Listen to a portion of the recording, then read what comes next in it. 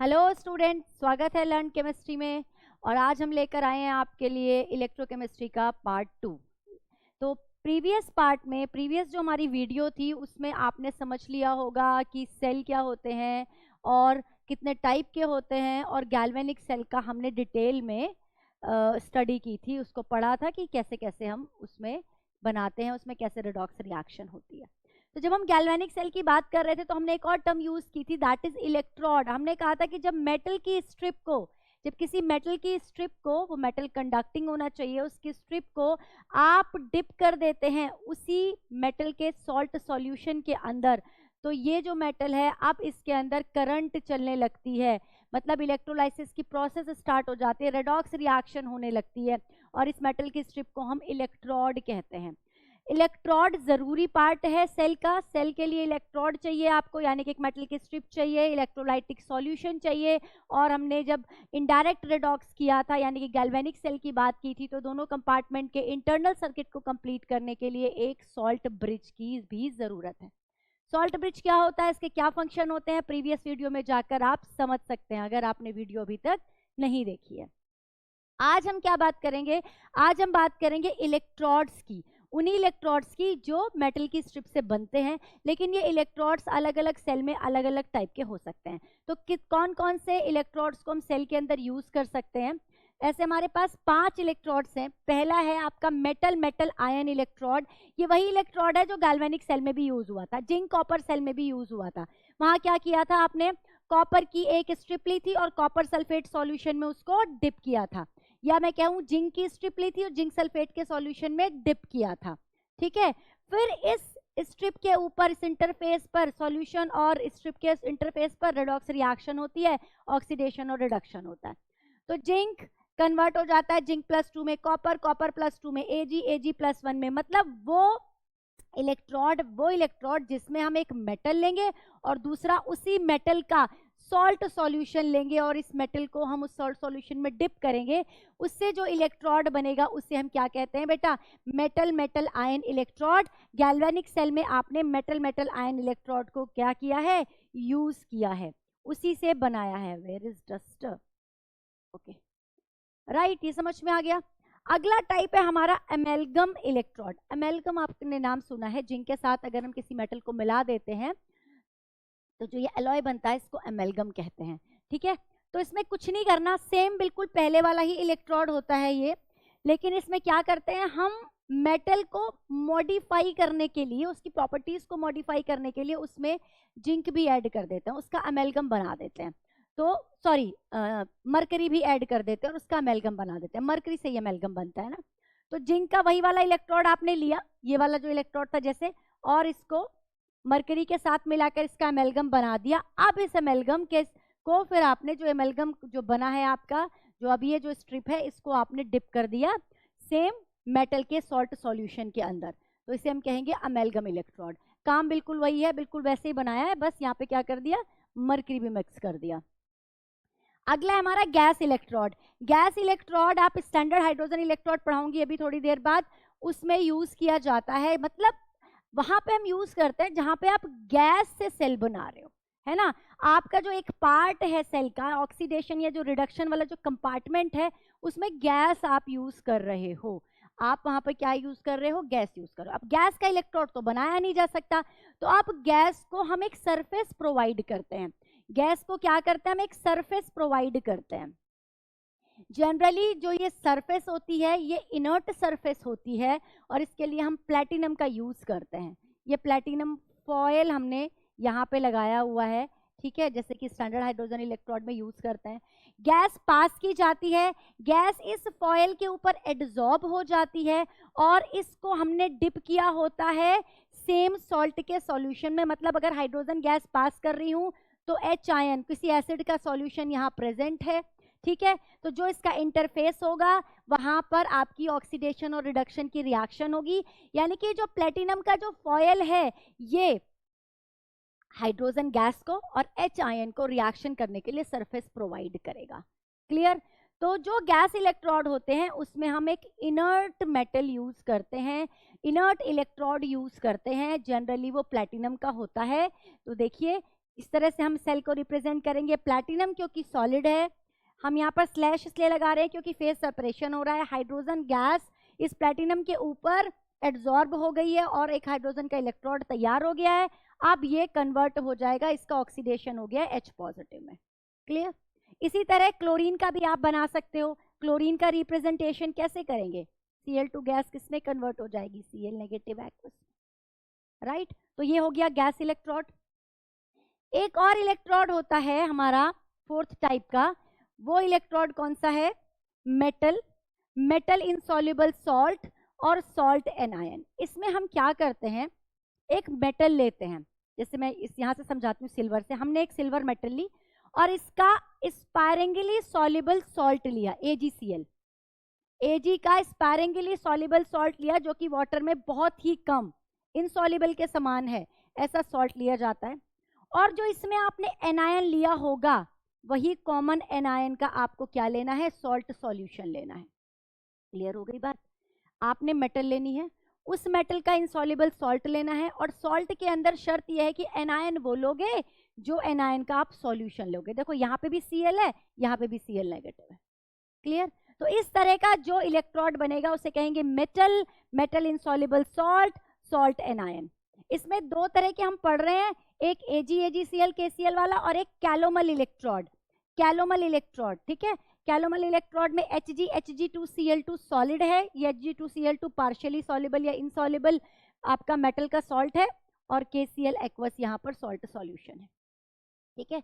Last electrode कौन सा पढ़ेंगे हम? Redox electrode. रेडॉक्स इलेक्ट्रोड वो होता है जिसमें आपने क्या लेना है कि दो सॉल्यूशन लेना है। एक ही मेटल के दो सॉल्यूशन लिए, एक ही मेटल के आपने दो सॉल्यूशन लिए और दोनों में उस मेटल का ऑक्सीडेशन स्टेट क्या है? डिफरेंट है। ठीक है? अब दोनों सॉल्यूशन, और आपको पता है कि जो इलेक्ट्रोड है वो एक्वस फॉर्म में तो बन नहीं सकता, तो अब आप क्या करोगे? एक इनर्ट इलेक्ट्रोड यहाँ पर यूज करोगे, that will be platinum. Platinum solid है और ये दोनों एक्वस फॉर्म में है क्योंकि दोनों ही सॉल्ट की फॉर्म में, इसलिए यहाँ पे कॉमा आ जाएगा। फेज सेपरेशन नहीं हो रहा, सेम फेज में है। मैंने आपको प्रीवियस क्लास में सेल का रिप्रेजेंटेशन सिखाया था। जब भी आप फेज सेपरेशन करेंगे स्लैश लगाएंगे, अगर फेज सेम है, फेज सेम है, देखो यहाँ पर फेज सेम है, दोनों एक्वस स्टेट में है, तो स्लैश नहीं लगेगा, कॉमा लगेगा जब आप सेल का रिप्रेजेंटेशन करेंगे। ठीक है? यहां तक क्लियर हो गया? तो ये हुए हमारे डिफरेंट टाइप के इलेक्ट्रोड जिनको हम यूज करके सेल का फॉर्मेशन करते हैं। इसके बाद हम डिस्कस करेंगे electrode potential and cell potential. जल्दी से लीजिए इसका स्क्रीनशॉट। देखिए, इलेक्ट्रोकेमिकल जो सेल होते हैं इनका काम क्या होता है? ये वो एक डिवाइस होती हैं जो केमिकल एनर्जी को क्या करते हैं बेटा? इलेक्ट्रिकल एनर्जी में कन्वर्ट करते हैं। यहाँ पर क्या होती है? केमिकल एनर्जी कन्वर्ट हो जाती है इलेक्ट्रिकल एनर्जी में। ठीक है? और ये होती कैसे है? होती कैसे है ये? एक्चुअली क्या होता है, यहाँ पर स्पॉन्टेनियस रेडॉक्स रिएक्शन चल रही होती है। क्या चल रही होती है? स्पॉन्टेनियस होती है। ये जो प्रोसेस है वो स्पॉन्टेनियस होती है और रेडॉक्स रिएक्शन चल रही होती है। अब इस रेडॉक्स रिएक्शन की वजह से करंट प्रोड्यूस होती है, और इस करंट को हम अपने जो वर्क डन जो हमें करना होता है, जो काम करना होता है, जिसके लिए जो डिवाइस चलानी होती है, हम इस करंट को यूज करते हैं। ठीक है? तो ये प्रोसेस होती है। केमिकल एनर्जी इलेक्ट्रिकल एनर्जी में कन्वर्ट होगी। कैसे कन्वर्ट होगी? क्योंकि वहां पर एक स्पॉन्टेनियस रेडॉक्स रिएक्शन चल रही होगी, उससे करंट प्रोड्यूस हुई, और करंट से आपने क्या किया? वर्क करने में यूज किया उसको। अब ये जो रेडॉक्स रिएक्शन होती है वो होती कहाँ है? एक्चुअली ये जो रेडॉक्स रिएक्शन होती है वो इंटरफेस पर होती है। इंटरफेस ऑफ मेटल स्ट्रिप, जो मेटल की स्ट्रिप है, जो इलेक्ट्रोड है, एंड सॉल्ट सॉल्यूशन। राइट? तो इनके इंटरफेस पर क्या होती है बेटा? रेडॉक्स रिएक्शन होती है। अब रेडॉक्स रिएक्शन किस तरह से होगी? दो तरह के, दो पार्ट होते हैं रेडॉक्स रिएक्शन के, ऑक्सीडेशन एंड रिडक्शन। अगर मैं इलेक्ट्रोकेमिकल सेल की बात करूं, अगर मैं गैल्वेनिक सेल की बात करूं, यहाँ पे एक छोटा सा बना देती हूँ। ये हमारा एक इलेक्ट्रोड हो गया, ये हमारा दूसरा इलेक्ट्रोड हो गया, ये मान लो हमारा एनोड है। जिंक कॉपर सेल ही बना रही हूँ अभी। ठीक है? It is zinc sulphate and it is copper sulphate. ये हमने जोड़ दिया, गैल्वेनोमीटर लगा दिया, और ये हमारा हो गया सॉल्ट ब्रिज। चलिए, ओके। तो क्या होता है यहाँ पे, जो मेटल और जो सॉल्यूशन का इंटरफेस है, यहाँ पर क्या होगी, रेडॉक्स रिएक्शन होगी। जो मेटल ज्यादा रिएक्टिव है, जो मेटल ज्यादा रिएक्टिव है, रिएक्टिव माने तो रिएक्टिव की क्या बात कह रहे हैं हम, जिसमें हाई टेंडेंसी है, metal which have high tendency to oxidize, high tendency to oxidized, और जो मेटल आसानी से ऑक्सीडाइज हो जाएगी, यानी कि वो रिड्यूसिंग एजेंट की तरह काम कर रही होगी, वो रिड्यूसिंग एजेंट की तरह काम कर रही होगी। तो अगर मैं जिंक कॉपर सेल को भी समझाऊं आपको, कॉपर है ये, जिंक कॉपर सेल की अगर मैं बात करूं, जिंक कॉपर सेल समझाऊं आपको, तो बेटा जिंक कॉपर के अंदर जो जिंक होता है, zinc is more reactive, zinc की जो टेंडेंसी है वो ऑक्सीडाइज होने की ज्यादा है कंपैरेटिव टू कॉपर, तो जिंक क्या हो जाएगा, ऑक्सीडाइज हो जाएगा, है ना, ये मेटल क्या हो जाएगी, ऑक्सीडाइज हो जाएगी। जब ये मेटल ऑक्सीडाइज होगी तो ये क्या बना देगी, मेटल आयन बना देगी और इलेक्ट्रॉन को लूज कर देगी। क्या कर देगी, लूज कर देगी ये इलेक्ट्रॉन को।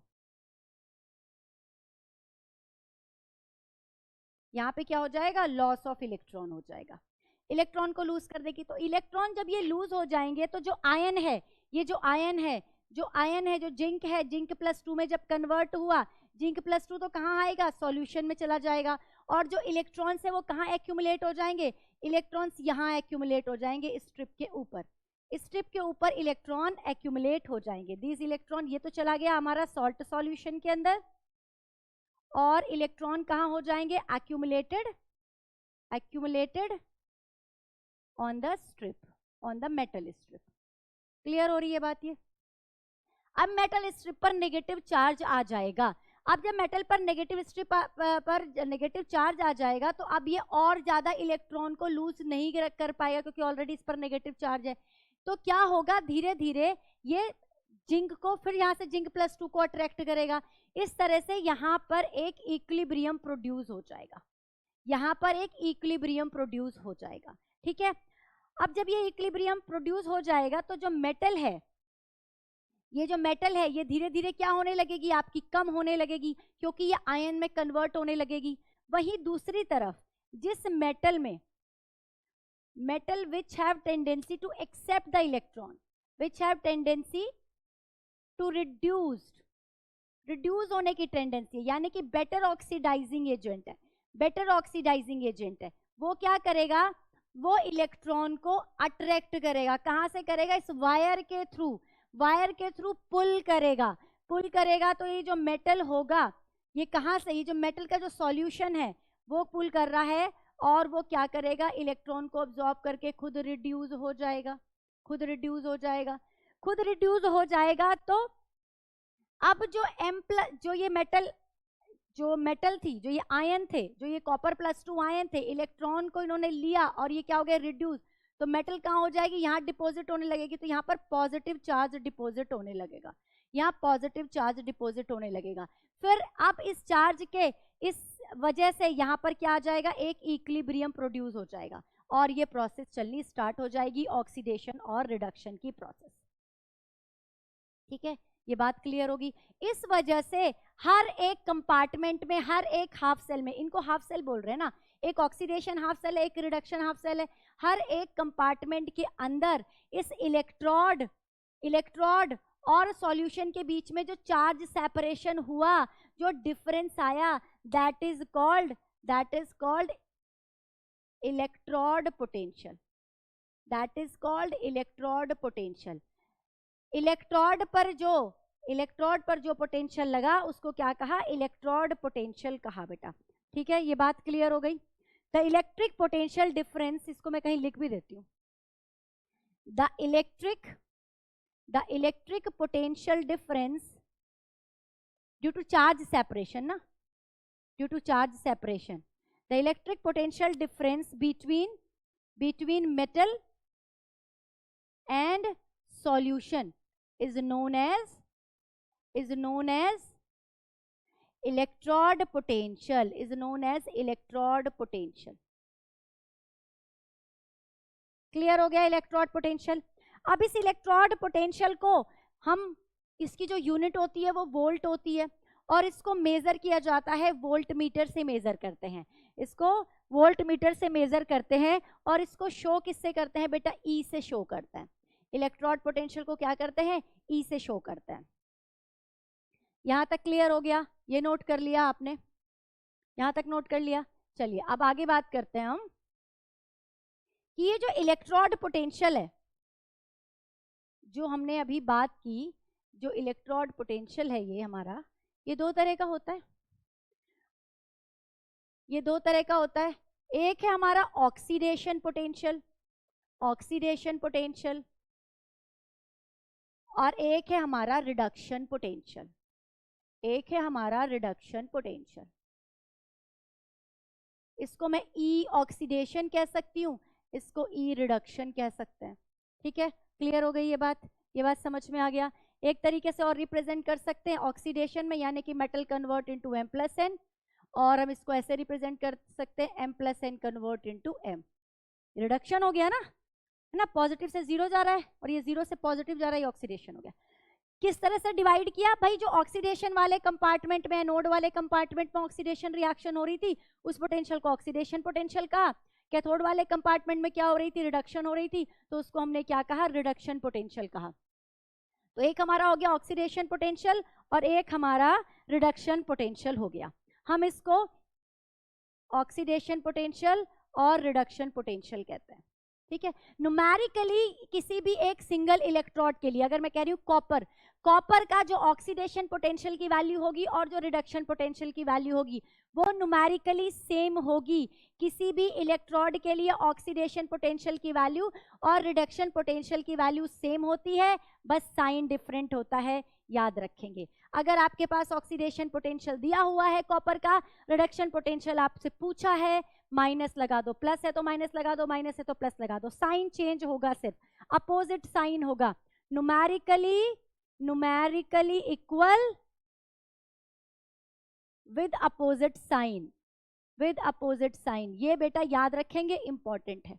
अगर आपको वहां ऑक्सीडेशन पोटेंशियल दे रखा है क्वेश्चन में, रिडक्शन पोटेंशियल में कन्वर्ट करना है, साइन उसका अपोजिट करके सेम वैल्यू आप वहां पे कॉपी कर दोगे न्यूमेरिकल के अंदर।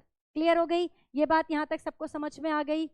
ठीक है, उसके बाद एक और टर्म पढ़ते हैं हम, स्टैंडर्ड इलेक्ट्रोड पोटेंशियल। हम बात करते हैं स्टैंडर्ड इलेक्ट्रोड पोटेंशियल।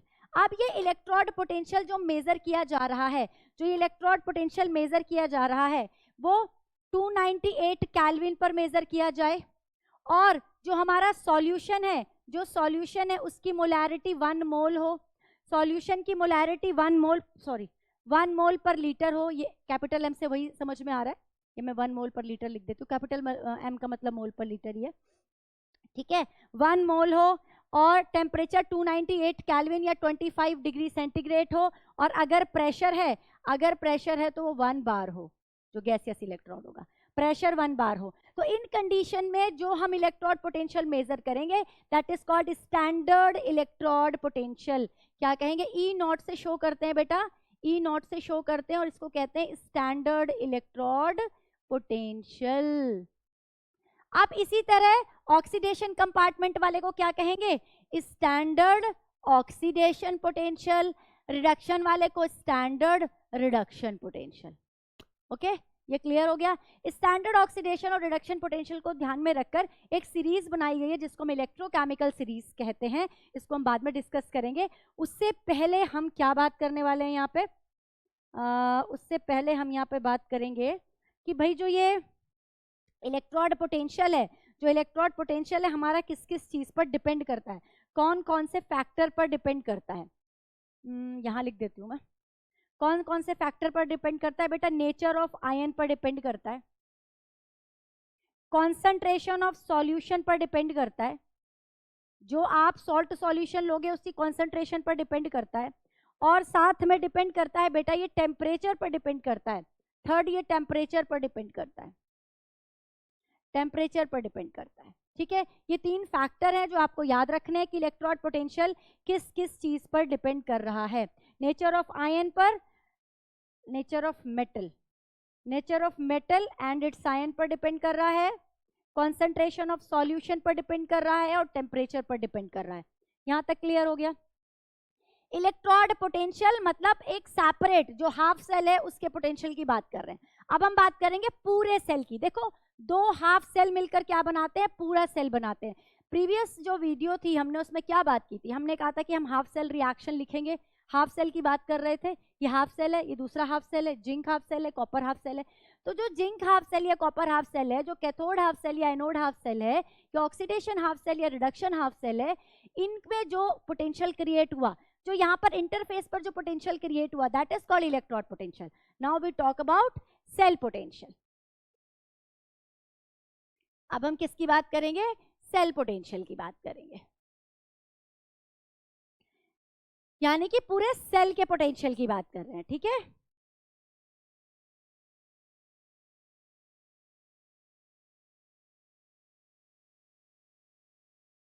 जब ये आधा आधा कंपार्टमेंट रखा हुआ था, आपने इसको जोड़ा नहीं था, इसमें जो पोटेंशियल क्रिएट हुआ था इलेक्ट्रोड पोटेंशियल, भाई अगर ऐसा ही रखा हुआ है ना और आपने इसको जोड़ भी नहीं रखा, पोटेंशियल तब भी होगा, तब भी यहाँ पर पोटेंशियल क्रिएट हो जाएगा, ठीक है। लेकिन हम उसे मेजर नहीं कर पाएंगे जनरल नॉर्मली, उसको मेजर करने के लिए क्या यूज करते हैं वो भी हम थोड़ी देर में बात करेंगे, ठीक है। तो ये इलेक्ट्रोड पोटेंशियल यहाँ पर प्रोड्यूस हुआ था। अब क्या होता है कि जिस तरह से जब ये लॉस ऑफ इलेक्ट्रॉन होता है, लॉस ऑफ इलेक्ट्रॉन होता है यहाँ पर गेन ऑफ इलेक्ट्रॉन होता है, तो ये एक ड्राइविंग फोर्स काम करती है जो इलेक्ट्रॉन को कैथोड की तरफ पुल करती है, या फिर आप कह सकते हैं कि एनोड से पुश करती है।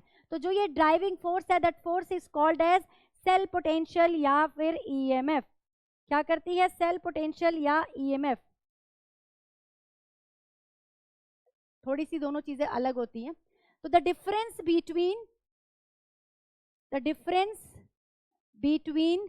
the electrode potential is called cell potential। इसको हम क्या कहते हैं, सेल पोटेंशियल कहते हैं।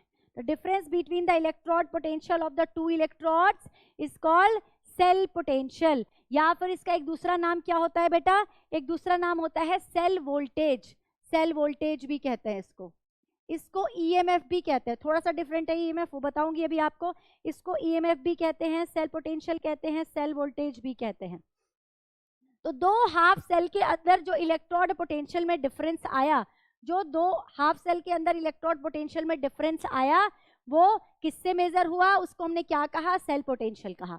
सेल पोटेंशियल को मेजर किससे किया जाता है, इसको मेजर किया जाता है बेटा वोल्ट मीटर से।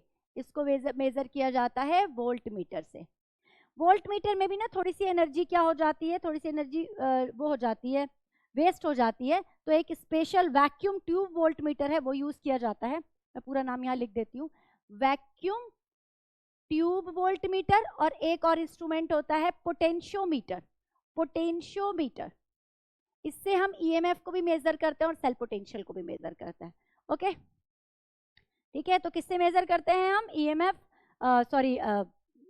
वैक्यूम ट्यूब वोल्टमीटर से और पोटेंशियोमीटर से। अब आप जब इसका वैल्यू लिखोगे, कैसे मेजर करोगे, हमने कहा ई सेल क्या होता है, ई सेल होता है ऑक्सीडेशन पोटेंशियल। ई सेल क्या होता है, oxidation potential plus reduction potential. ये बात क्लियर हो रही है, oxidation potential plus reduction potential. या फिर आप ये कह सकते हो, अगर मैं स्टैंडर्ड में कहूं तो E naught cell is equal to SOP plus SRP, standard reduction potential plus standard oxidation potential. Reduction potential किसका होगा, कैथोड का, इट इज ऑफ कैथोड। और ऑक्सीडेशन पोटेंशियल किसका होगा, एनोड का। हम इस तरह से इसको निकाल सकते हैं, लेकिन आपकी एनसीईआरटी में भी दे रखा होगा, आप बुक में पढ़ते भी हो। और जो हमें टेबल दी हुई है, जो हमने इलेक्ट्रोकेमिकल सेल बनाई है, वो हमने इलेक्ट्रोड के रिडक्शन पोटेंशियल को हम जनरली यूज करते हैं, रिडक्शन पोटेंशियल के बेस से बनाई हुई है। तो हमें क्वेश्चन में ना रिडक्शन पोटेंशियल की वैल्यू दे रखी होती है। और आपको पता है कि ऑक्सीडेशन पोटेंशियल का, किसी भी इलेक्ट्रोड के लिए जो ऑक्सीडेशन पोटेंशियल है वो numerically equal to reduction potential है, बट आपको क्या करना है, साइन चेंज कर देना है, साइन चेंज कर देना है। तो अगर मैं इसका साइन चेंज कर लूंगी, अगर मैं एसओपी की जगह इस वाले इलेक्ट्रोड का भी एसआरपी लूंगी, इट विल बी नेगेटिव। और ये तो ईएसआरपी है ही, ये ईएसआरपी है ही। या अगर कंफ्यूजन हो रहा है तो उसको मैं कैथोड लिख देती हूँ, इसको मैं कैथोड लिख देती हूँ, ठीक है। कैथोड का एसआरपी है और एनोड का क्या है बेटा, एनोड का भी अब हमने क्या ले लिया, SRP ले लिया। इसका साइन चेंज कर लिया क्योंकि SRP ले लिया, SOP को SRP में कन्वर्ट कर दिया, same numerical value with opposite sign. तो अब हम इसको ऐसे लिख सकते हैं, E not cell is equal to E not cathode minus E not anode. ये कैथोड पॉजिटिव है, ये माइनस है, इसको मैंने पीछे ले लिया, ये इक्वेशन बन गई।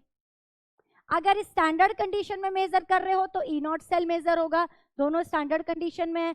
अगर स्टैंडर्ड कंडीशन नहीं है तो E cell is equal to E cathode minus E anode, E cathode minus E anode. ठीक है, ये इक्वेशन याद रहेगी, ये चीज समझ में आ गई। अब यहाँ पे एक और इंपॉर्टेंट चीज कि what is the difference between EMF and E cell. देखो जो E सेल होती है ये एक्चुअल में क्या होती है, ड्राइविंग फोर्स होती है जो इलेक्ट्रॉन को पुल करती है और सर्किट में करंट को मूव कराती है। ठीक है, लेकिन जब करंट चल रही होती है तो क्या होता है कि कुछ वैल्यू ऑफ जो एनर्जी है वो हीट के फॉर्म में, आपको पता है कि वायर क्या हो जाते हैं, गर्म हो जाते हैं, कुछ वैल्यू ऑफ एनर्जी क्या होती है, हीट की फॉर्म में बाहर निकल जाती है।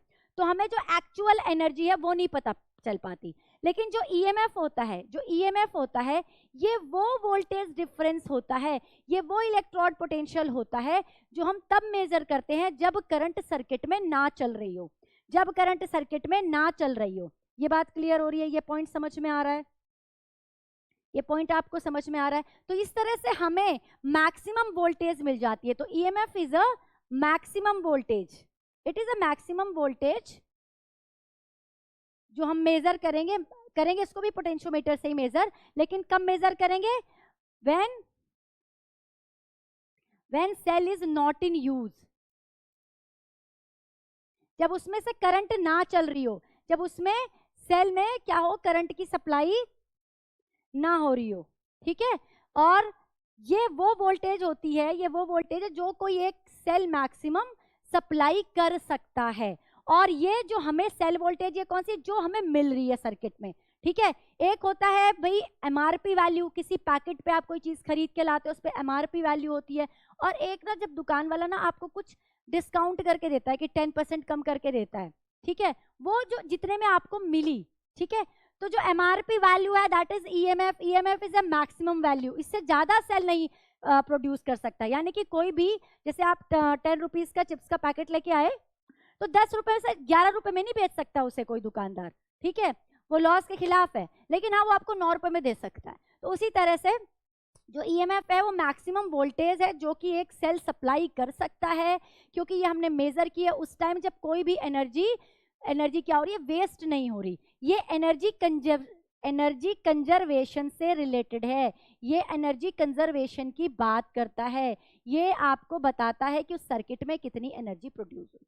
अच्छा, EMF हम किसी भी चीज के लिए यूज कर सकते हैं, जनरेटर के लिए भी यूज कर सकते हैं। हम यहाँ पर एक्सटर्नल सर्किट की बात करते हैं। EMF में जब हम बात करते हैं वो हम बात करते हैं कि वो वोल्टेज जो कि एक्सटर्नल सर्किट में इलेक्ट्रॉन के मोशन के लिए रिस्पॉन्सिबल होती है।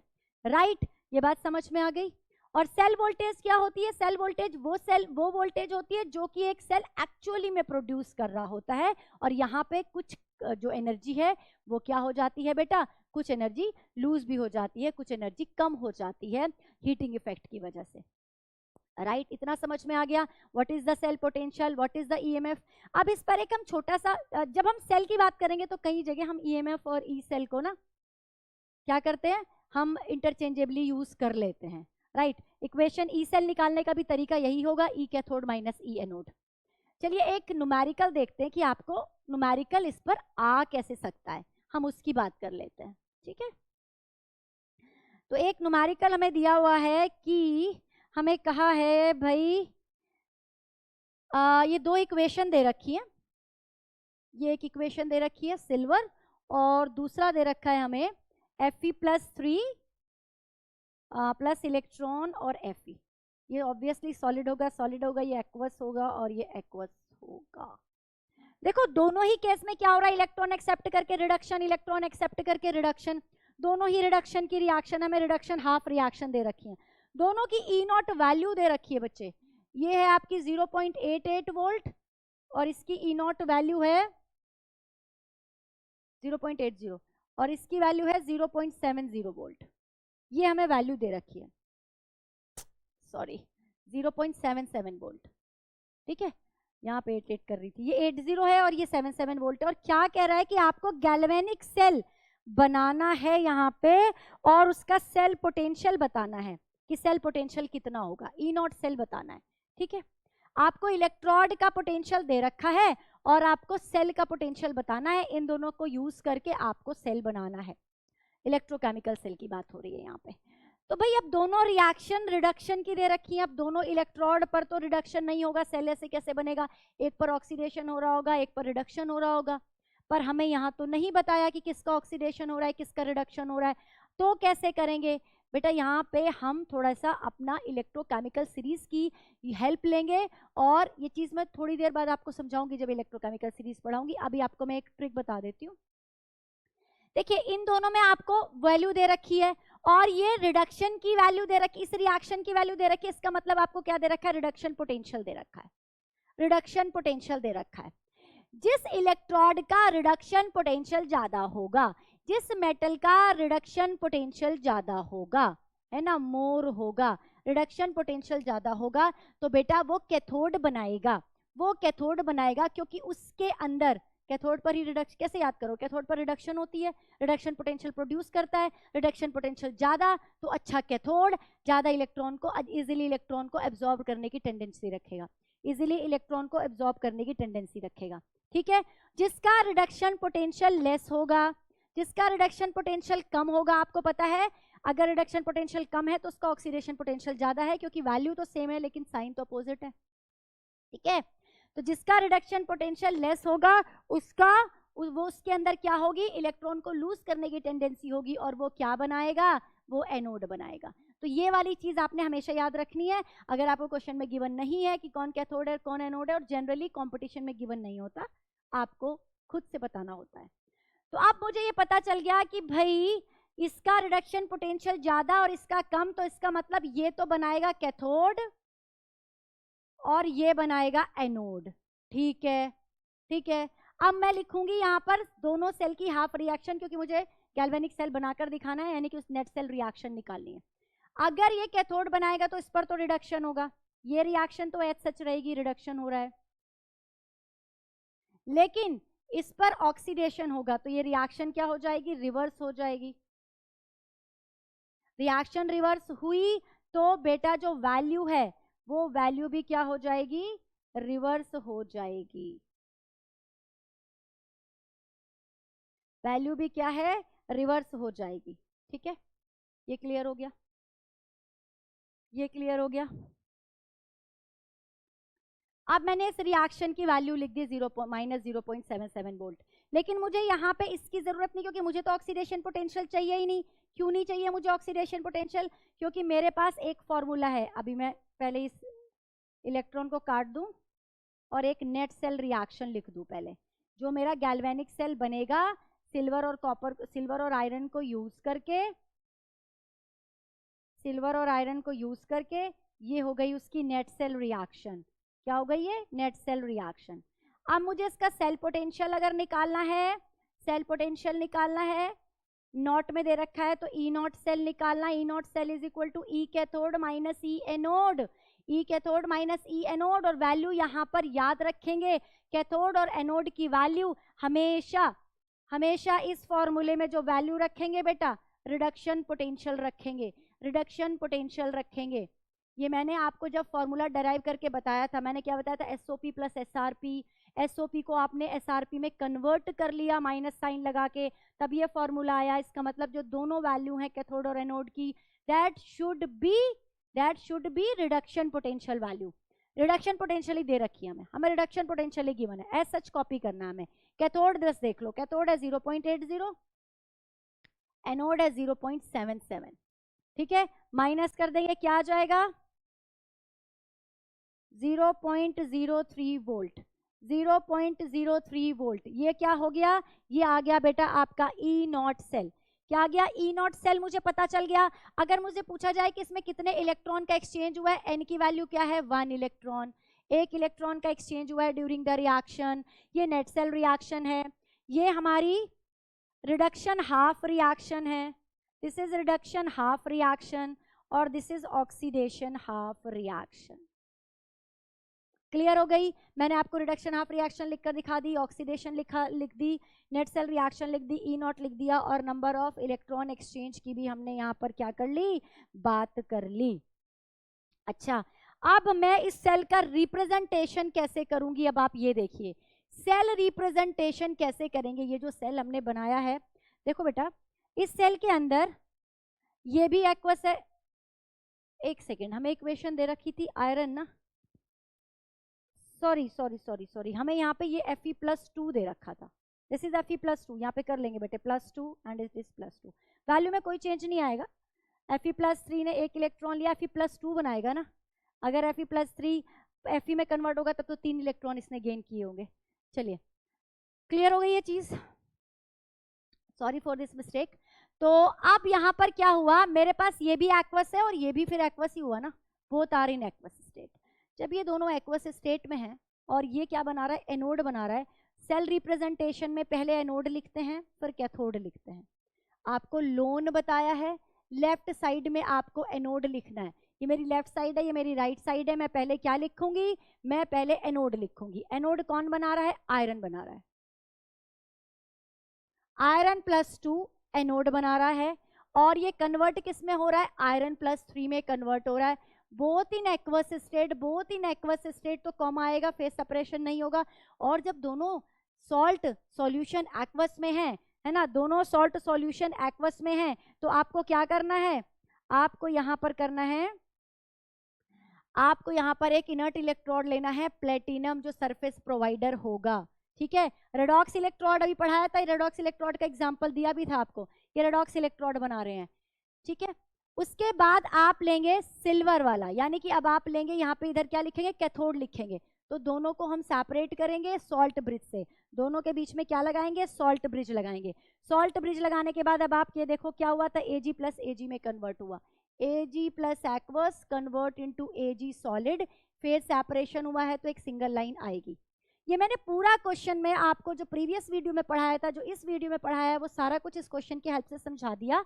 कैसे आपने हाफ रिएक्शन लिखनी है, कैसे सेल पोटेंशियल निकालना है, कैसे एन निकालना है, और कैसे आपको सेल का रिप्रेजेंटेशन करना है। और वहीं हमने ये भी बात की बेटा कि अगर आपको दोनों रिडक्शन पोटेंशियल दे रखे और दिया ही नहीं है क्वेश्चन में कि आप किसको आप कैथोड मानोगे, किसको एनोड मानोगे, तो आपको क्या मानना है कि जिसका रिडक्शन पोटेंशियल ज्यादा है वो कैथोड बनाएगा और जिसका रिडक्शन पोटेंशियल कम होता है बेटा वो एनोड बनाता है।